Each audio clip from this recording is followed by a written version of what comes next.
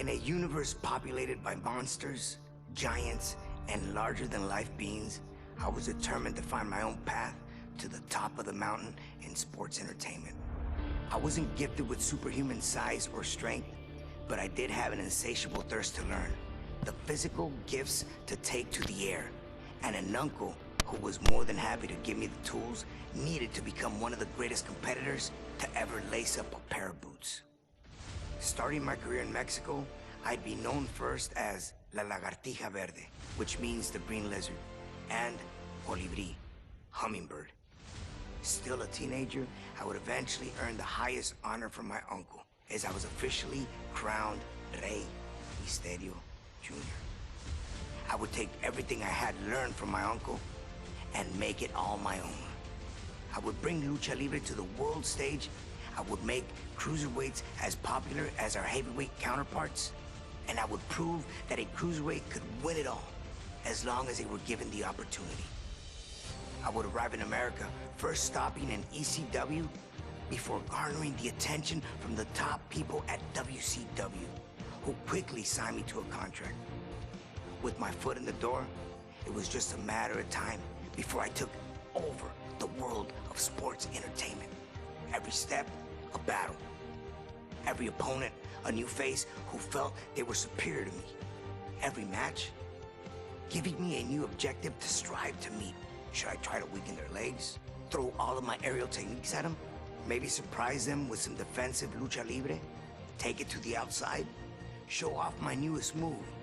By the time I got to the ring, I always had a little mental list of things I wanted to try in order to win. And with every victory, I got another reminder that the best was yet. Use Cruiserweight Championship, Cruiserweight Tag Team Championship, and the World Tag Team Championship. I would finally head to WWE to further build my legacy.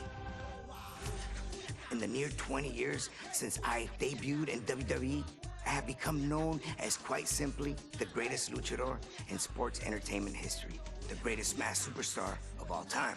Rey is the king, having competed against every big name possible and having defeated nearly everyone that stepped in my way. Not every road is paved with gold, and mine was no different. But even when the road gets challenging, there's always opportunity. The opportunity to learn from mistakes, to grow as a competitor, and to get better. I may not have had my hand raised every time out, but there's never been a time where I didn't leave the ring better than when I entered.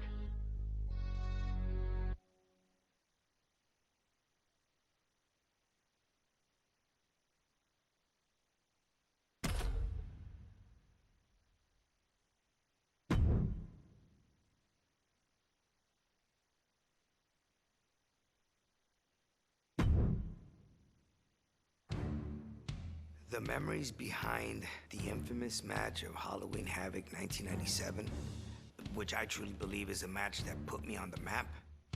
I was a big fan of Eddie growing up, so to be able to forward all these years and then eventually share the ring with him, it was incredible. It was an honor for me to face one of the Guerreros.